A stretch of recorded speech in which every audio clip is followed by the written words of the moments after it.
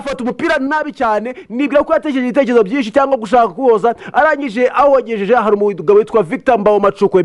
ni maneko abari kuhunahuna imbere y'izamu ashaka ikosa iryo ryose wakora ngo surikire mu izamu icyo yesa ko ndakidese surikira mu izamu APR Football Club ibonye igitego kimwe ku busa maze ikipe ya Singida Big Stars ikomeza kwataka ku rwego rukomeye cyashaka kurya kwishyura igitego muri uyu mukino maze igice cya mbere kirangira abavandimwe nka Rupita bigereje bikanga ko bagira gutya ngo babashe ko bakwishyura igitego maze match irangira ari igitego kimwe igice cya mbere ku kibuga ku busa cyo cyaka ikipe ya APR Football Club yaje kuza gukora impinduka zigiye zitandukanye ishaka kuryo yakomeza kureba uburyo yagenda imeze neza cyane ariko ku munsi waje abantu ngabandi na Clement bagize match za cyane ari bashyiremo bano bavandimwe ba Dauda ashyiramo umusore Ariwan Suwane ndetse abona ko yiza gushaka kuryo bagira gutya ngo bakore iki n'iki ndetse na Lamte maze match za kurangira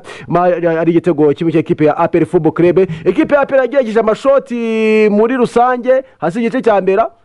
ni igice cya mbere amukundwa igice cya mbere rwose kuko match nibyo ni match yose apegereje amashoti agera kuri ane yose ajyagana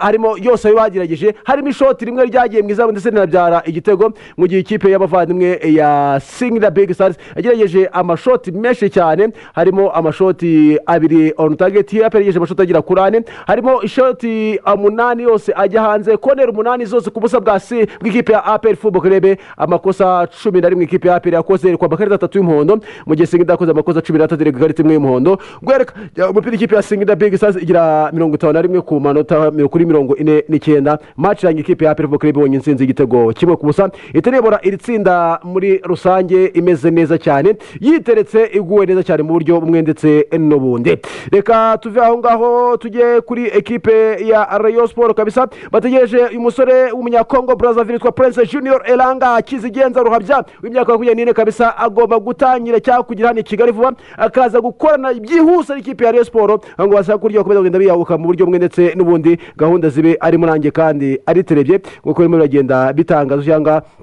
ngitezwe muri rusange mu Rwanda arimo rabera imikino muri basketball ubwo turimo turota cyane afata umupira nabi cyane nibwira ko yatekereje ibitekerezo byinshi cyangwa gushaka kuwoza arangije awogejeje hari umugabo witwa Victor Mbawoma